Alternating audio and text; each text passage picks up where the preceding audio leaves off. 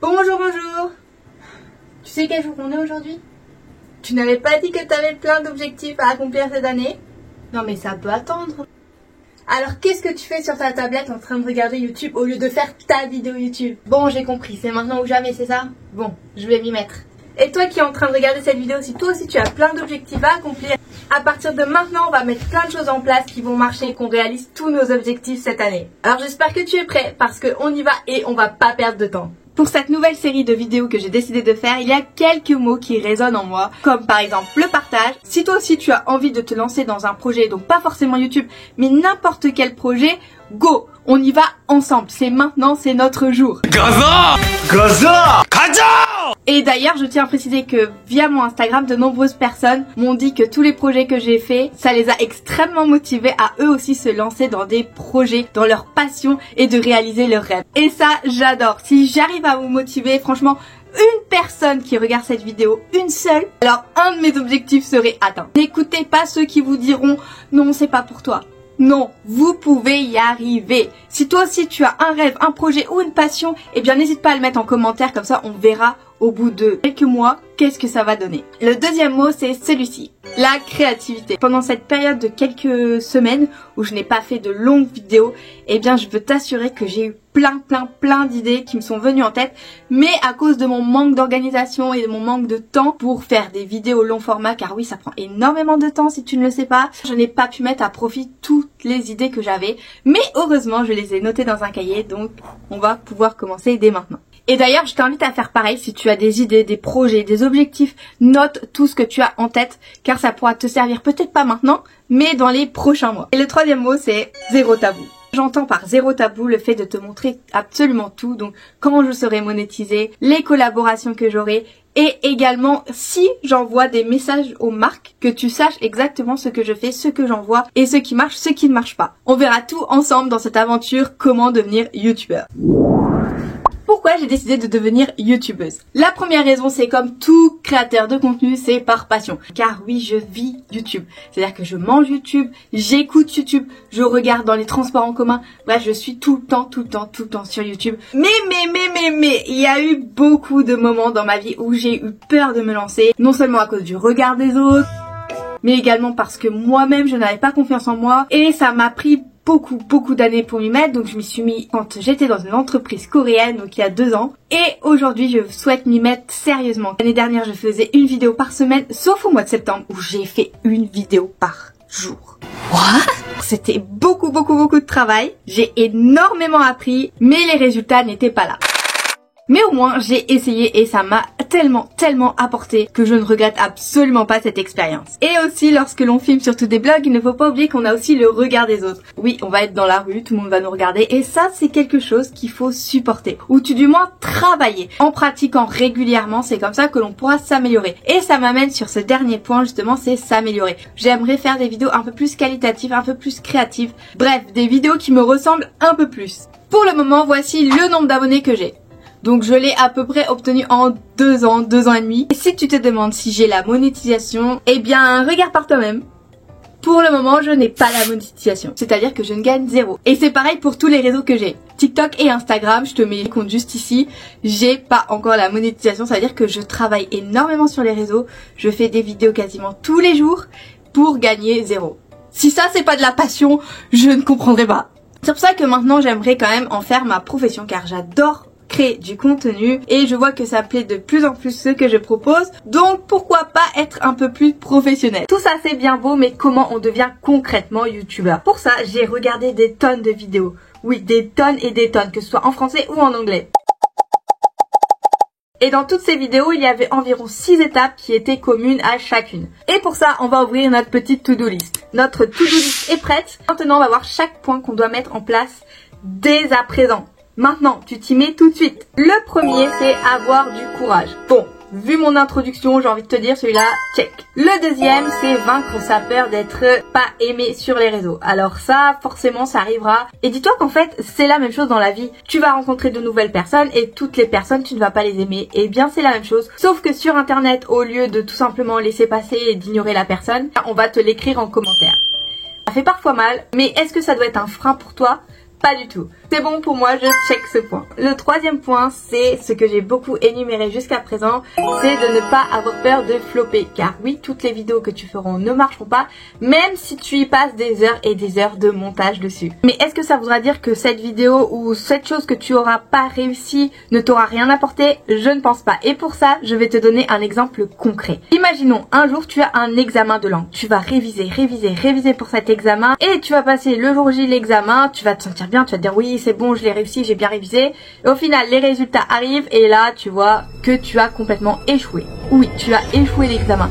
Mais est-ce que ça veut dire que tu n'auras rien appris? Non, pas du tout, car tu auras déjà appris du vocabulaire, de la grammaire, tu pourras même déjà parler, peut-être pas le niveau que tu espérais pour l'examen, mais tu auras déjà des notions de base et tu auras appris énormément de choses. Tu auras également appris quelles étaient tes erreurs pendant tes révisions, tu auras également appris une nouvelle culture, bref, tu auras appris plein de choses. Et bien la création de vidéos, c'est la même chose. Je peux te dire que moi, au mois de septembre, mes vidéos, elles n'ont pas fait beaucoup de vues, mais qu'est-ce que j'ai appris?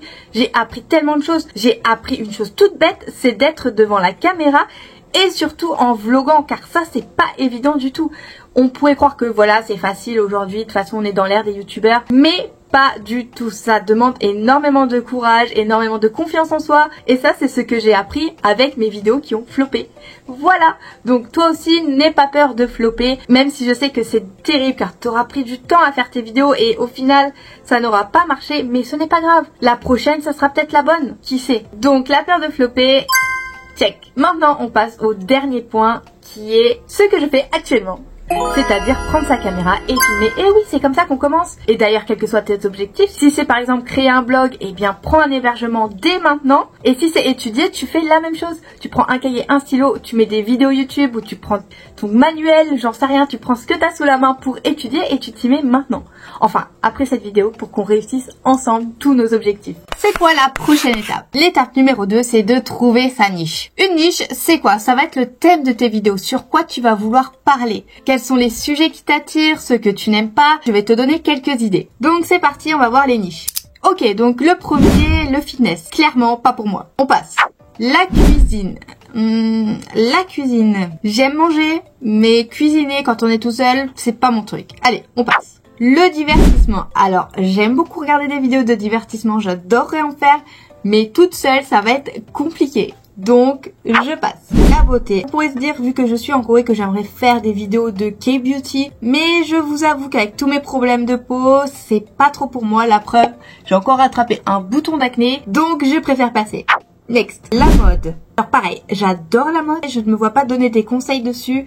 Et surtout, en ce moment, j'ai une garde-robe qui ne me plaît pas du tout. J'aimerais la refaire de A à Z. Pareil, on va next. Là, je vous avoue que c'est pas très productif de regarder tous ces thèmes. Donc, j'ai préféré faire ma propre façon avec une pyramide. Voici la pyramide des choses que j'aime. Dans cette première base, je vais mettre tout ce que je viens d'énumérer, à savoir la beauté et la mode. Et le fitness, en fait, n'en fait même pas partie parce que, eh bien, le sport, c'est pas pour moi. Ensuite, j'aimerais plutôt me focaliser sur tout en haut parce que oui, le milieu c'est sympa, mais tout en haut, c'est vraiment ce qui va me correspondre. Alors, dans la première case, ce que je vais vraiment mettre, ce sont mes passions depuis des années. Ce sont tout simplement YouTube, la Corée et le Japon. Bon, en ce moment, c'est un peu tendance, donc on sort pas trop du lot concernant tout ça. Maintenant, la deuxième case, on va approfondir. Qu'est-ce que j'aime exactement au Japon, en Corée et sur YouTube?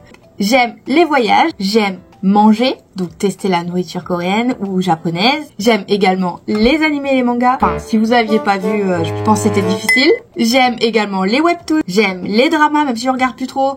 J'aime la musique coréenne, j'aime la musique japonaise. Bref, ça commence à faire beaucoup. Mais au moins, je sais que ce sont les thèmes que je veux aborder sur YouTube, la Corée et le Japon. L'étape 1 et l'étape 2, c'est fait. Maintenant, on passe à l'étape suivante qui concerne les équipements. Pour faire une vidéo YouTube, de quoi on a besoin? De ça. Et malheureusement, je n'en ai pas. Non, je n'ai pas de caméra. Ce que j'ai, c'est ça et ça. Un trépied et mon Samsung S22 Ultra. On va dire que ça suffit parce que je commence à peine à me lancer dans cette aventure. Ça va suffire pour le moment. Cette étape, elle était rapide. Mais maintenant, on passe à la suivante. Ah, vous êtes là, vous? Eh bien, c'est parti pour la prochaine étape qui sont chercher les idées de vidéos YouTube. Alors, je pourrais vous faire croire que je travaille ici sur mon bureau, alors qu'en vérité, pas du tout. Lorsque je fais mes recherches pour avoir des idées, je me trouve ici. Oui, je fais mes recherches sur mon lit. Alors je sais que c'est pas bien du tout, mais au moins ça me permet de prendre mon temps libre pour chercher des vidéos en étant confortable. Bon, ça c'est une habitude que j'aimerais changer après. Pour le moment, on va garder cette habitude très mauvaise pour chercher des idées de vidéos. Ok, donc maintenant on a nos idées de vidéos qu'on a mis des heures et des heures à chercher, voire peut-être même pas. Si vous avez beaucoup d'imagination, vous les avez peut-être trouvées en quelques minutes. On va passer aux objectifs. Quels sont tes objectifs? Je vais te parler des miens. À travers mes vidéos, je veux vraiment partager non seulement ma vie en Corée du Sud, mais également mes passions. Et vous partager également mes voyages, parce que oui, je voyage beaucoup.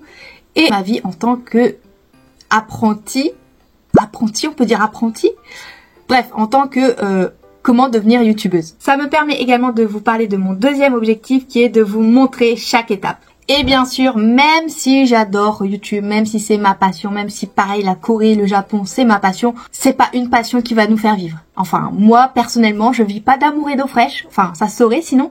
Et donc, je sais que ça c'est un point qui est assez tabou en France, mais je te l'ai dit ici, il n'y a pas de tabou. C'est aussi pour gagner de l'argent. Et oui, si on travaille, c'est aussi pour gagner de l'argent.